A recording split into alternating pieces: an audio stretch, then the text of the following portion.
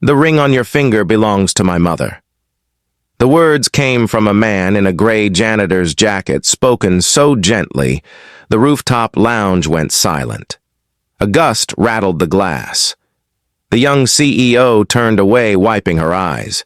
"Do not look at me," she said. Her voice shook. "If you peek again, you're fired." "I am not looking," he answered. "I will not."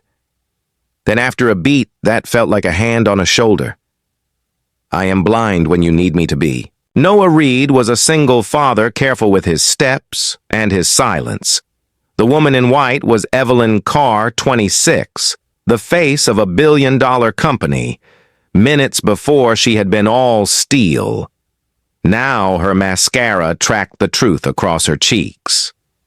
Noah set a cup of ginger tea on the table. No advice, no questions, only warmth and a way to breathe. Across town, a little girl named Mia taped a smiley sticker to a lunch bag.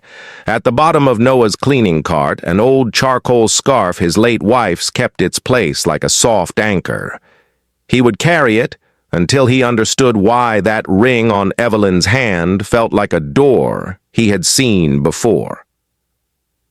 Noah Reed was 36 years old, tall, broad-shouldered, with short brown hair that never stayed neat for long. His eyes were the kind that carried light even after years of exhaustion. Most people never looked close enough to notice. To them, he was only the night janitor, the man who wheeled a cart down the endless marble corridors of Carrington Tower. At home, Noah lived in a modest two-bedroom apartment on the east side of the city. The place was cramped, yet every wall told a story. Mia, his 6-year-old daughter, had claimed the space as her own, with crayon drawings of suns, flowers, and stick-figure families taped in the proud rows. On the refrigerator, her latest masterpiece read in uneven letters, "Me, Daddy, and Mommy in Heaven." His late wife, Sarah, had passed 3 years earlier after a sudden illness. Since then, Noah had been mother and father, provider and protector. The scarf folded over the handle of his cleaning cart was Sarah's. He touched it often like a prayer. He told Mia it was lucky, but in truth it was the closest he could come to holding her hand again. Noah's mornings began before dawn. He rose, quietly made oatmeal sweet with honey for Mia, and walked her to the school bus. Other parents gave him polite nods, but most barely saw him. To them, he was just another working man with worn shoes and a tired smile. But Mia clung to his hand as though it were the center of her universe. She often told him, "Daddy, I think you're a superhero even if nobody else sees your cape." At Carrington Tower, executives swept past him in tailored suits, their eyes sliding off him like rain on glass. Noah didn't mind. His job was simple, his purpose clear: make the world a little cleaner for the daughter who believed in him. He buffed the floors until they gleamed, washed windows until they shone, and left tiny traces of care in corners no one noticed. It was the small things that kept him steady. A hot thermos of tea tucked in his cart. A smiley face sticker Mia had pressed on his jacket that morning. And the memory of Sarah's words whispered in his ear before the end. "If you can be someone others can breathe around even for a moment, then you've done enough." That was who Noah Reed tried to be. Invisible to most, essential to one. A man walking the thin line between grief and hope, with only his daughter's laughter to keep him from falling. And yet fate had a way of pulling invisible people into the brightest of lights. Evelyn Carr was born into marble floors and crystal chandeliers. At only 26, she had inherited the Carrington Empire, an old money corporation her grandfather built, and her father now ruled with iron precision. On paper, Evelyn was untouchable. She graduated top of her class from Stanford, appeared on the cover of Fortune, and signed contracts worth more than most small towns earned in a year. She was the youngest female CEO in her company's history, and yet behind the tailored suits and steady handshake, she carried the weight of 1,000 unspoken demands. Her days were stitched together by board meetings, international calls, and endless signatures. She dined in penthouse restaurants where gold leaf floated in champagne flutes. She attended galas where diamonds glittered brighter than the chandeliers. But in those glittering halls, Evelyn's smile was as much a uniform as Noah's janitor jacket. Her father, Richard Carr, the chairman, believed vulnerability was a disease. Power doesn't cry, he would remind her. And if it does so behind locked doors. She learned young to seal her emotions tight, to carry herself like a fortress in heels. Her office sat on the top floor of Carrington Tower with glass walls overlooking the entire city. The view was breathtaking, but also isolating. From there, she could see everything, except what mattered: connection, belonging, a reason to laugh without calculating what it cost. Behind closed doors, Evelyn's reality was far less glamorous. The pressure from Richard never eased. He demanded she marry into Thorn Capital, an arranged merger disguised as an engagement. "It's not about love," he said with clipped certainty. "It's about survival. Do your duty." So when Noah stumbled into the rooftop lounge that night, pushing his squeaky cleaning cart, he did not meet a perfect CEO in white silk. He met a woman unraveling. Mascara streaked her face. Her hands shook as she shoved papers into her briefcase. Her walls had cracked, if only for a moment. Her world was designed for power, but it left no room for weakness. In that silence, when a janitor spoke the words, "I am blind when you need me to be Evelyn," felt something strange, an emotion she had forgotten existed: safety. The empire her family built was made of steel and glass. Noah Reed's world was built of oatmeal breakfasts, smiley stickers, and quiet kindness. And for the first time, Evelyn realized which one might last longer. The first clash happened not in the rooftop lounge, but in the bright, sterile boardroom 2 days later. Noah had been polishing the glass doors when Evelyn stormed past her heels, striking the floor like hammers. Inside, a dozen men in suits spoke of mergers, numbers, and strategies. But whispers spread Thorn Capital's air, expected an engagement announcement that week. As Noah pushed his cart down the hallway, he heard the sharp crack of a voice. "Evelyn's. I said the contract isn't final. My life is not for sale." Her father's reply was colder than the marble floor. "You will not embarrass this family. You will do what's required." The door opened. Richard Carr stepped into the hallway, his glare cutting through Noah. "Move aside, janitor." Noah held his cart steady. "Sometimes people need choices, not commands." Richard's laugh was low and cruel. "A man who cleans toilets thinks he understands power. You know nothing." Evelyn appeared behind him, her mask back in place. But her eyes flicked to Noah just for a second, as if searching for an anchor. Then she brushed past him without a word, leaving only the faint scent of lavender perfume behind. Later that night, Evelyn found herself in the pantry where Noah usually brewed his tea. She stood stiff in the doorway while he set a cup down on the table. "Why do you keep doing this?" she asked. "Doing what?" Pretending not to see me.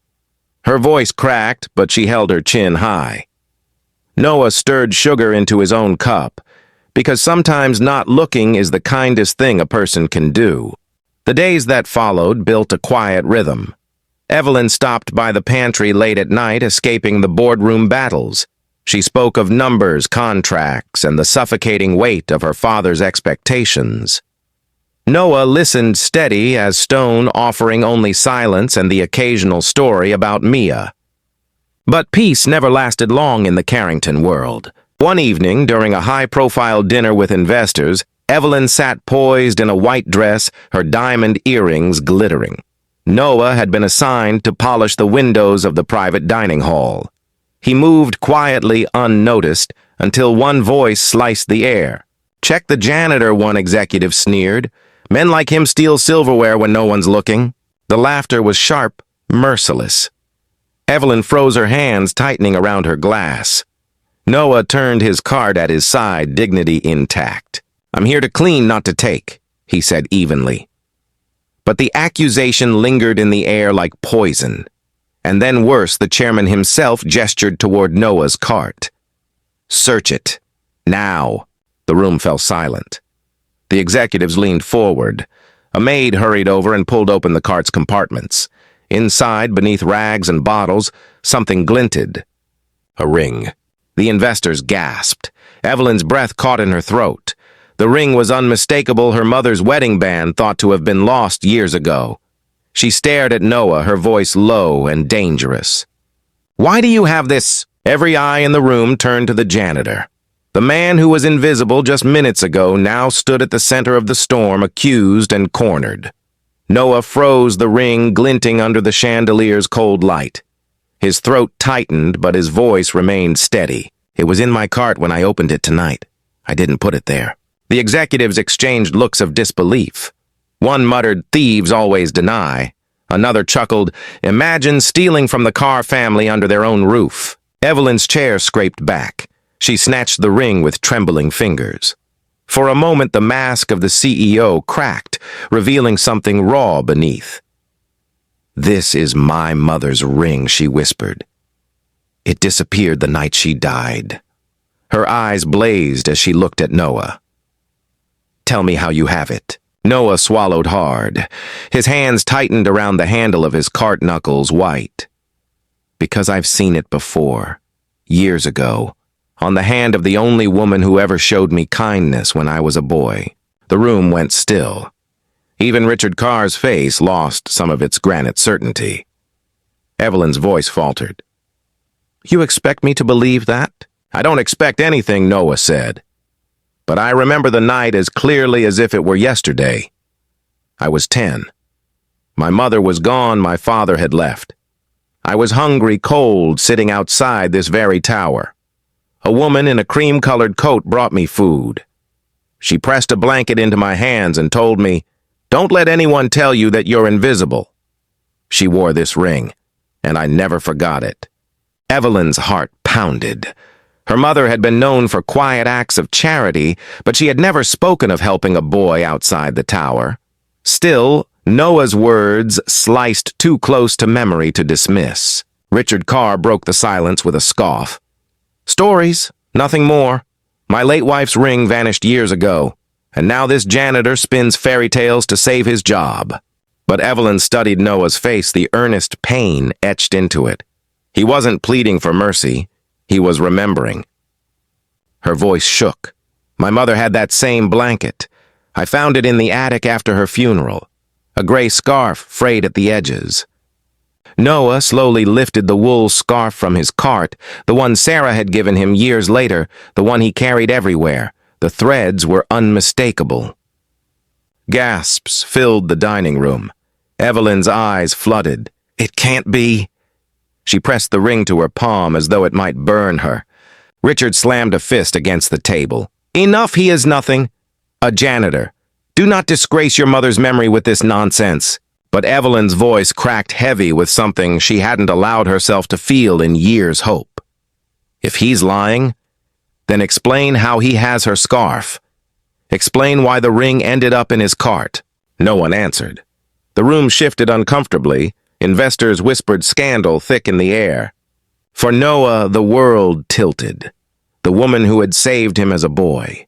Evelyn's mother. The scarf. The ring. The memory. All pieces of a puzzle falling into place. His chest tightened as he whispered almost to himself, "Maybe we were never strangers after all." The chandelier's glow felt harsh, as though it meant to expose not just Noah, but every secret long buried within the Carr family. Evelyn's hand shook as she clutched the ring, her father's glare boring into her. Richard Carr's voice thundered. "He's manipulating you. A janitor. A nobody. This is exactly why the Thorn Alliance must go through, so this family cannot be broken by illusions and lies." Evelyn's breath came shallow, her body torn between two worlds. Her father's empire built on control and profit, and the truth trembling in Noah's steady eyes. "Tell me," she whispered to Noah, her voice raw. "What else do you remember about her?" Noah's eyes softened, the memories rising like tide water. She hummed when she thought no one was listening. A hymn, I think. She said kindness was the only wealth worth keeping. And when she handed me that scarf, she tucked the ends under my chin like I was her own son. The boardroom gasped again, not at his words, but at Evelyn. Tears had slipped down her cheeks. The hymn he described was the same lullaby her mother used to sing at night, a melody Evelyn had not heard since she was 12. Richard slammed his palm flat on the table. Enough, but his voice carried a crack, a fracture in his armor. Evelyn turned to him, her voice breaking but firm. Did you know my mother reached out to him? For the first time, Richard faltered. He looked away. Silence. It was Evelyn who spoke into that silence, her voice trembling with realization. You didn't just lose her ring that night, Father. You lost her truth. She was not yours to control, and neither am I. The air in the room grew heavy. Some executives lowered their eyes, ashamed. Others leaned forward, hungry for drama. Then Evelyn straightened. Her voice rang out clear, unshakable. I will not marry Thorne. I will not sell myself to protect your pride, and I will not allow you to bury my mother's memory any longer. Richard's face turned scarlet. Without this alliance, Carrington will collapse. Then let it collapse. Evelyn answered, her eyes never leaving Noah's. Better an honest ruin than a gilded prison. The boardroom erupted in chaos, shouts, protests, gasps. But Evelyn felt something she hadn't in years. Relief. Later that night, she found Noah and little Mia in the pantry. Mia pressed a smiley face sticker onto Evelyn's palm. You look sad. Daddy says stickers help. Evelyn broke then, the tears falling freely, but not from weakness. From release. She crouched to Mia's level voice, shaking. Do you know what you've given me? A family, Mia said simply as if it were obvious. Noah touched Evelyn's shoulder, grounding her. Family isn't about what the world demands. It's about who shows up, who stays. In that moment, Evelyn's walls collapsed. She allowed herself to sob, not as a CEO, not as a daughter under her father's control, but as a woman who finally found a place she belonged. Noah pulled her close. She didn't resist. For the first time, Evelyn Carr, heiress, CEO, daughter of steel, let herself be held. The weeks that followed moved like a different season. Evelyn stepped down from the marble tower and into a smaller sunlit office, where the air smelled of paper soil and ginger tea.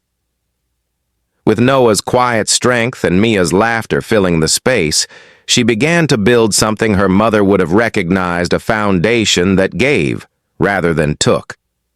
Old computers, refurbished scholarships, funded children's drawings pinned to walls that once held profit charts. One evening on the balcony of Noah's modest apartment, the three of them planted sunflowers together. Mia patted the dirt with her tiny hands and declared, "Flowers grow better when people love them." Evelyn's throat tightened as she looked at the child who had accepted her without question. Inside, the scarf hung over a chair, not as a relic of grief, but as a thread connecting past to present. The ring, once buried in silence, now rested in a simple wooden box on the kitchen shelf, not as an ornament of wealth, but as a reminder of a woman whose kindness had bound two lives together long before they realized it. Richard Carr no longer called. Newspapers speculated. Some called Evelyn reckless, others brave. But in the quiet of their evenings, it no longer mattered. As sunlight faded, Noah poured tea into 3 cups marked with Mia's smiley face stickers. He looked at Evelyn with the same steady eyes that had once told her, "I am blind when you need me to be." Only now he looked straight at her, and she let him. Evelyn touched the rim of her cup and whispered, "What if family isn't the one we're born into, but the one we choose again and again?" The night air carried her words like a prayer. And somewhere beyond the city, the sunflowers turned their faces toward the last light of day. So I'll leave you with this question. If you stood in Evelyn's place, torn between loyalty to a family built on power and the fragile but honest love of 2 people who saw you as human, what would you choose? Would you go back to the tower? Or would you stay where the smiley stickers are, where the tea is warm, and where the word family finally feels real?